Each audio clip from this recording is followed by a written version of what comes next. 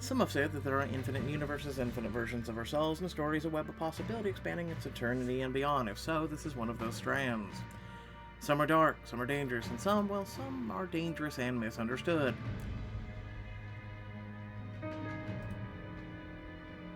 Third interlude, the Duchess. Let's start off by choosing a face. Is it going to be the same ones we've had this entire time?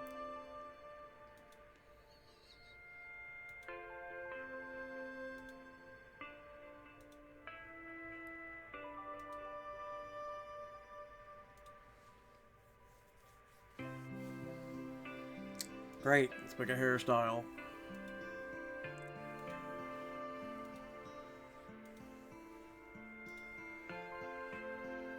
Why not?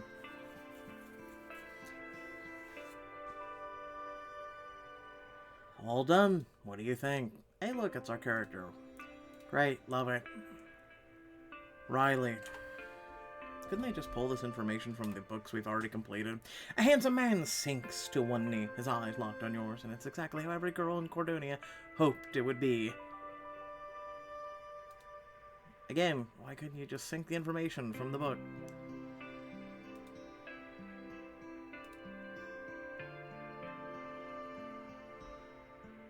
His name is Liam. All I want in this world is to dedicate my life to being the best man and king that I can be. For you. This is everything Bertrand ever wanted. Lady Riley Brooks, queen of my heart, I have yearned to say these 4 words for a very, very long time. And it's supposed to be what you want. Liam, will you marry me? It's happening. I can't. I'm sorry, Liam. You watch his world collapse in front of you, but still, he gives you a well-intentioned attempt at a smile. It's hollow imitation of the man you know. Riley, I have no right to ask, so I apologize in advance, but is there someone else? What? Oh, no, I'm just not sure I want... You wave your hands awkwardly, gesturing up towards the breathtaking monument above you, the most romantic gesture anyone could imagine. I'm not sure I want this. This? The crown? Me? I care about you, Liam, but... I don't know what's wrong. Something feels off. It's been off for a while now. Haven't you felt it? I thought perhaps we could move beyond it. So, you know what it is? No, I only felt something change the longer you were at court. We felt so close that night at the restaurant, but once you came to Cordonia, there was just a part of you I couldn't reach. Please don't hate me. No, I could never hate you, Riley, and I hope this won't harm our friendship. Getting to know you has been one of the greatest pleasures of my life. No matter the outcome, I'm honored to call you my friend if you'll have me. Liam, you'll always be my friend. I can't imagine a life without you, and I was so frightened I'd have to live it. You look at him nervously. Can I hug you? It would be my honor, Lady Riley. His embrace is warm, welcoming, and you feel a swell of relief leave your chest as he holds you close. I want you to know that you are always welcome in Cordonia. I'm not sure I can imagine court without you. I'd intended to give you a duchy as an engagement present, but please accept it either way. I appreciate that, Liam. I do, but I think I need to go somewhere just to think. I understand. Take the boat back at your leisure. I think I may need to think too. You walk towards the small craft, but then you pause. Liam, if you can't marry me, what about Olivia? She'd make a great queen, and you know each other so well. She's loved you ever since you were children. I know things are complicated between the two of you, but maybe she could be in love with you one day again. He gives you that sad smile one more time. I appreciate the thought, but her heart lies with someone else. It's been obvious from the start, even if it wasn't obvious to her. As you disembark from a short but awkward ride, the implications of what you've done fully hit you. You can hear your friends now. But why, Brooks? I want you to follow your heart, Riley, but when you don't even know what your heart wants, what are we gonna tell Bertrand? Yes, what are you going to tell me? Then, as if to answer your mood, the sky opens up. Really? You trudge the rainy streets of your hometown, not bothering to fight the chill that clings to your skin. But then, in the haze of the streetlights and the stream of the traffic, you see Olivia, my darling. Olivia, where'd you come from? I'm meeting a friend, or met a friend. She has a show to prepare for. It's Paris Fashion Week, not that you would know. What are you doing here? Aren't you supposed to be... She knows, of course. She knows. She knows everything. I said no. Oh. Except that, apparently. That is not what I expected from you, Lady Riley. You're mocking me. No, I'm not. She looks up at the dark sky and lets out the most refined groan of frustration you've ever heard in your life. Let's get out of this rain. You look like a wet rat. Olivia marches you out of Midtown and into the village, back down alleys and past fire escapes until you descend below the street level to a nearly literal hole in the wall. She casually pushes open the grimy door to reveal... What is this place? A place assassins meet? She lets out a dark laugh. It comes from deep in her chest, and you're surprised at the warmth it makes you feel. Oh, Lady Riley, if I told you that, I'd have to kill you. It's definitely a place where assassins meet. I'm just saying, I mean, I didn't think... just doesn't feel like your sort of place. She cocks an eyebrow at you. The drinks are strong, the patron's discreet, and most importantly... She pulls a dagger from her boot with lightning-fast precision and launches it at you. You cover your head and duck down as quickly as you can. It slams into the swordfish on the wall behind you, impaling it straight through the eye. They let me do that. The bartender gives her an appreciative nod and slides 2 glasses of clear alcohol across the bar. None of the other patrons seem at all surprised at this turn of events. Can you not use me as target practice, please? You are not being used for target practice. If you were... She nods to the fish. I get the picture. Olivia walks over to the fish and removes the glittering dagger from its eye. You notice the other scratches and chips in the round glass. Why did you break Liam's heart? Broke his heart. I didn't mean to. I'm sure there will be some small consolation when my country enters a recession. Give Liam more credit than that. He knows how to do right by Cordonia, even under trying circumstances. But how does being a trying circumstance pay in the tabloids these days? You feel your face go hot, blood rushing to your cheeks so fast it hurts. I would never, after everything I've gone through, how can you say that to me? How can you even think it? You've been blackmailed too. I have no need for money, while you, on the other hand... I would never hurt someone for money, no matter how much or how little I cared about them. I care about Liam just as much as you, Olivia.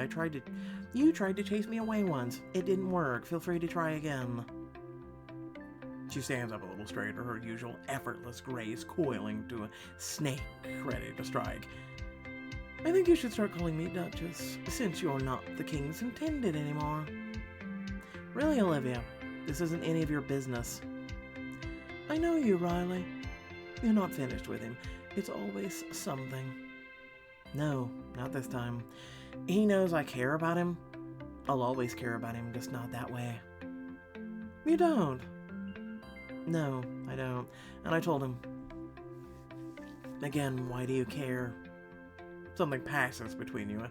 A string being plucked, golden, taut, invisible, until you suddenly realize it was there all along, and then she says it like an apology. Thank you.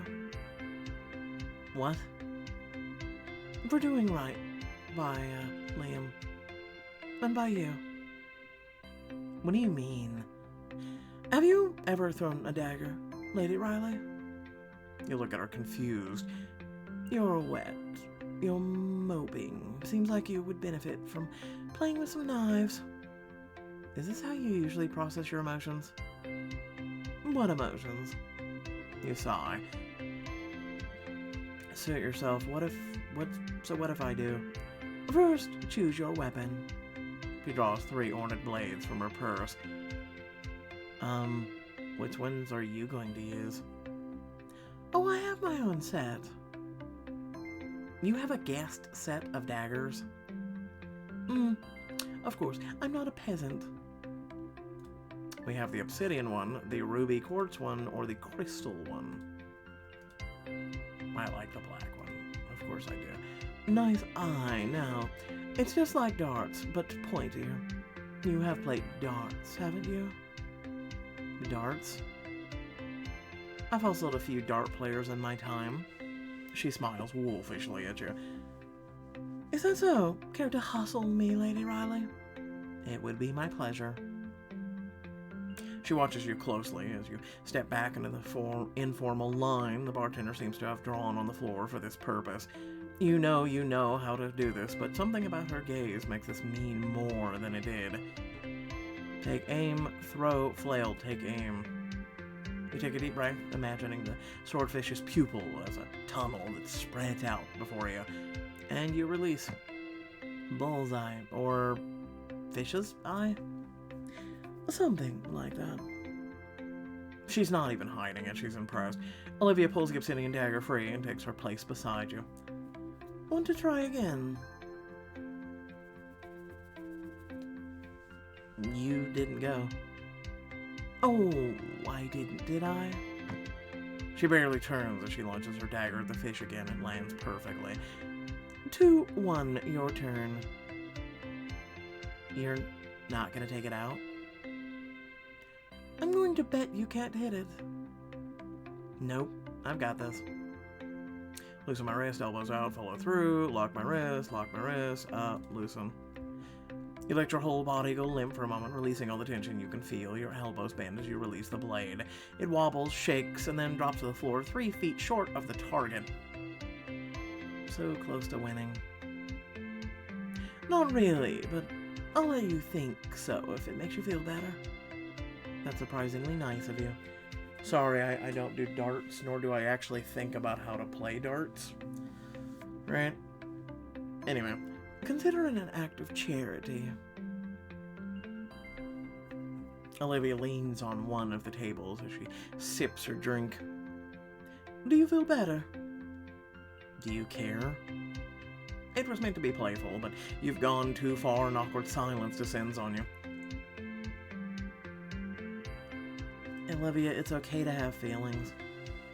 For you, maybe. For everyone. Disagree to disagree.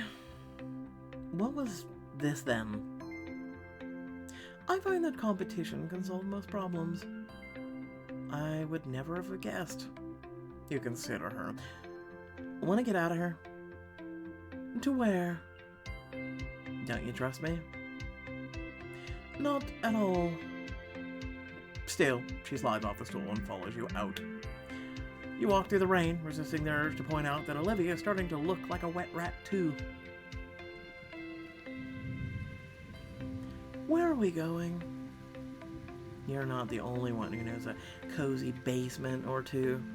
You guide her to another hidden staircase. Eyes closed. No. You manage to glare at Olivia enough that she sighs and closes her eyes as you pay the attendant and step into the dark. You tug on her leather jacket to let her know she can open them. Paintball. Paint balloons. Where? I'm finding them first. You sprint for a corner of the arena. Unfortunately, they have switched up the location. A ball of neon paint explodes in front of you.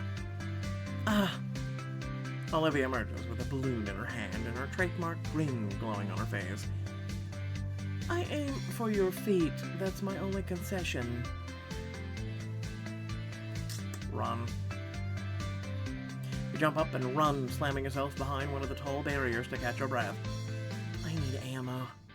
You search for the black light around you for the telltale sign of a plastic barrel, but nothing appears. Olivia's voice echoes around the glowing space. You've made a grave mistake, Riley. You won't get me that easily. Oh, Riley, a noble woman of Cordonia never runs from a fight. You can hear her coming closer with each step. You take a chance and run for the darker part of the arena. That's when you see it, a balloon bucket.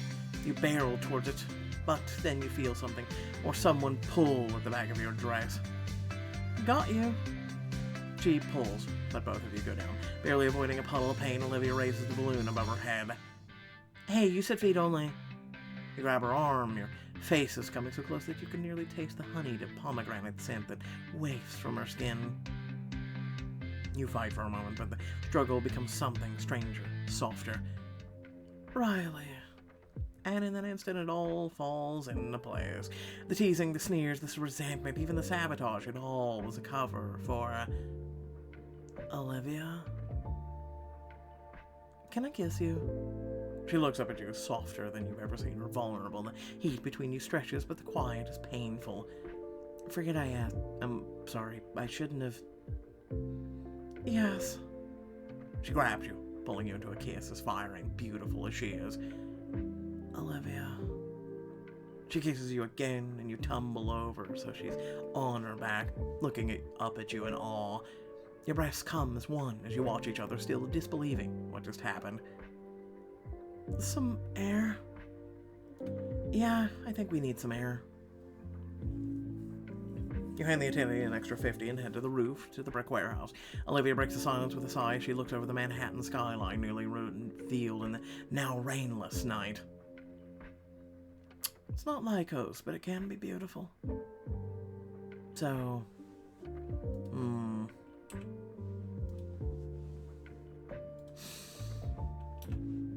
I really like that. Yes, I've never experienced this form of warfare. She smiles, but you've studied her face for so long that you can tell she's truly terrified. What's wrong? And then, like the storm that had only just abated, you feel the fear turn to wrath. I don't like this. I don't understand. I don't like feeling out of control or vulnerable. I don't like caring what you think or wanting you to like me or look at me or need me or none of that. It's too much and I don't understand it. Olivia, I think you're in love. I know that. It's insufferable.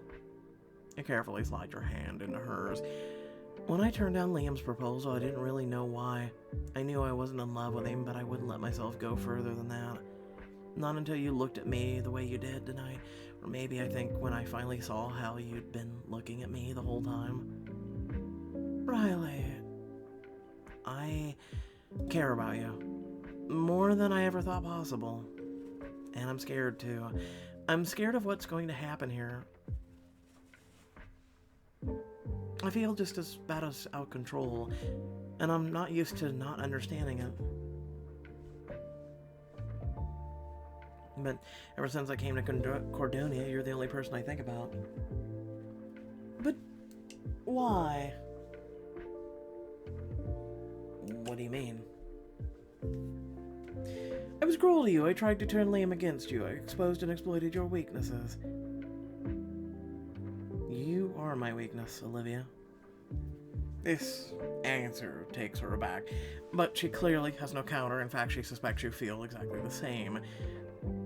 We keep pushing each other away, but we never quite go, do we? I think we each like each other's company. Need it, even. Competition can be a stand-in for a lot of things. She takes a very long breath to compose herself. It can be, which leaves one question, Lady Riley. Do you want to go home with me? You mean... Riley, I've been thinking about this a long time. Words don't exist for all things I want to do to you. Olivia walks you to the subway, with your bodies humming with a possibility as you cling to the straps in the ceiling, swinging, tantalizing close as the car hugs every curve. You finally emerge in the high-end part of Brooklyn and stare out at brownstone that must be at least 100 years old. You have a house in Brooklyn? My friend Max does, and it's far nicer than a hotel. The spare key should be... She digs around in the rose bushes. Here. Are you sure she won't come home? I saw her off to Duchovia before I ran into you. Wait, Mags, like Margarette? Yes. No. Are you going to kiss me or not? So impatient. Maybe. I know what I want, and I finally have it. I'm not wasting another second. Are you? I think I'll torture you a little. You brace her slowly against the wall, putting your hands on either side of her hips. I've trained to handle torture, you know. Not like this, you aren't. Slide your hand below her waistband. Her back arches. Oh, Riley. Do you want me to take your clothes off, Duchess? Yes. You ravel in her warmth and desire, bringing your lips close to her ear. No. Please. What'll you give me? Anything. It's all you need. You make quick work of her clothes and yours. She stares at you, flushed with awe and desire.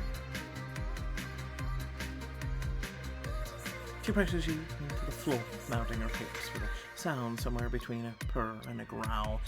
Her hips buck against yours as she touches you for the first time. Oh, Olivia. Yes, like that. You reach up to take her perfect breasts in your hands. She presses against you once again as you drink in her exquisite form. And I must warn you, turnabout is fair play. Yep. It's very quick and undetailed. A little later, you lie together on the couch near the fire. Is this, how you imagined it? Better, somehow. I knew what I wanted, felt what I wanted, but I saw no way of getting it. The dreams I had, Riley. But I was sure if I'd asked you, you'd... She trails off, embarrassed. How could I compete with Liam? You hug her tightly. There's no competition, Olivia. No one makes me feel the way you do. Really? She looks so surprised, so overwhelmed, it nearly breaks your heart. And makes some fans of this franchise really happy right now because they wanted this. Olivia? Yes. You never fail to surprise me. I am a Navarakis. Let's go with surprise kisses rather than surprise daggers, okay? You're no fun. She kisses your neck with such longing and tenderness you find yourself getting lightheaded.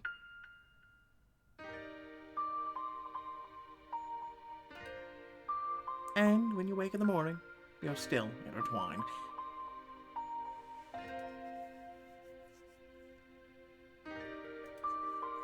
It's time to talk to Liam. Why do we need to talk to Liam? We already ended the relationship. Liam stands up as you enter, his usual gentlemanly self. I took the liberty of ordering us some tea, but I highly recommend the Eggs Benedict instead of English muffins they use. What do they call them again for old times? You laugh to yourself despite the awkwardness. A cronut. Yes, that. They've managed to balance the sweetness with dill and lemon. It's remarkable. Liam, we have something we need to tell you. He puts down his teacup. Please say you're together. I've been hoping that's what this was all morning.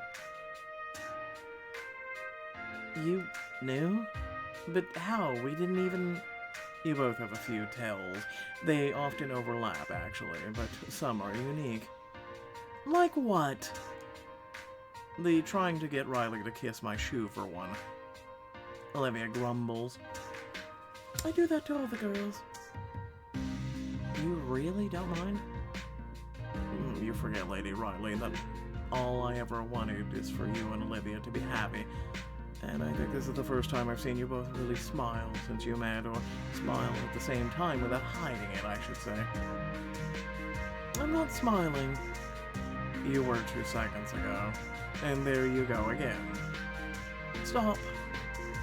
You don't have to be okay with this, Liam. I know it's very fast. Well, Riley, you're an American, and she's a Navrakis. What's that supposed to mean?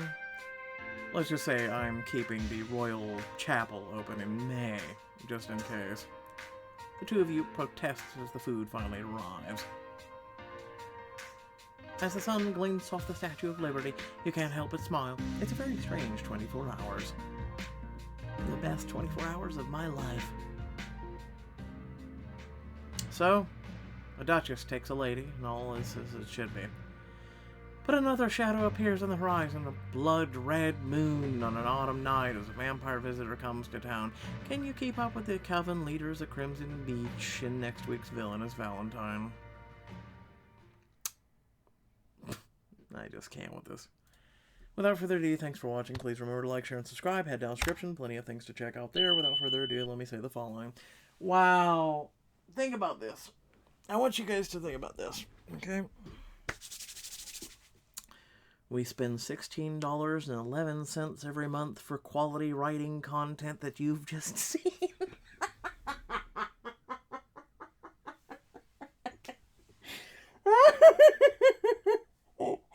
I'm serious. Come on now. Like, could you at least try? Could you at least try with the artwork? Could you at least try? Like, again, they introduced, like, when the Empress and everything, it looked really cool and badass, right? I was like, wow, that's the Empress. Cool artwork. And it's been just lame and getting lamer ever since with these Valentines. I'm serious. Whoever was in charge of writing this, like, did you break up with someone on Valentine's Day? Like, that's like a legendary day for that shit to kind of happen. Like, there's a bunch of couples that get together on Valentine's Day, and then there's a bunch of couples who break up on Valentine's Day.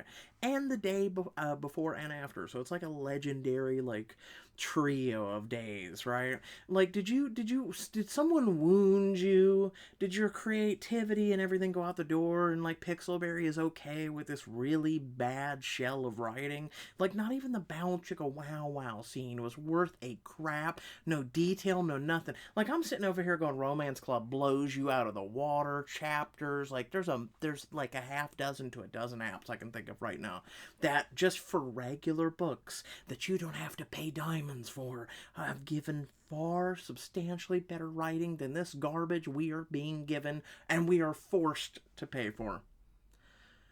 I'm just serious. People, please start speaking with your wallets. Like, I'm serious. Can we please start speaking with your wallets? That'd be appreciated. Thank you.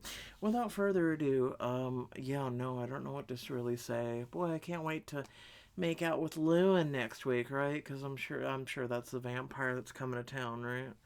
The only way to make this worse and more atrocious is, you know, the one vampire from, was it Bloodbound? The one we all hated, right? Yeah, no. Oh, God. Gaius is his name. Yeah, no, that's the only way you could make this worse. Thanks for watching. Peace out.